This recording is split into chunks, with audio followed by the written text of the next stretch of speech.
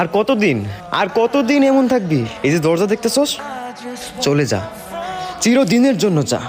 এই বাড়িতে দ্বিতীয়বার তোর মুখ দেখতে চাই না আমি। বাইরে যা, কোনো চাকরি কর, কোনো কাজ কর, যেন তোর মা, তোর বাপ, তোর বোন কি শান্তিতে বাঁচতে পারে। শুধু এইটুকু রহম কর আমাদের উপর। I love you. এই বাড়িতে দ্বিতীয়বার তোর মুখ দেখতে চাই না আমি। কি হলো, কিছু বলছো না কেন?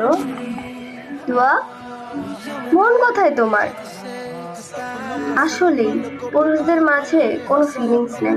দূর থাকো তুমি। জীবনে আদৌ কিছু করতে পারবো তো? যদি হেরে যাই, যদি সফলতা না পাই, তাহলে পরিবারে মুখ দেখাবো কেমনে? ভবিষ্যতে বউকে খুশি রাখতে পারবো তো?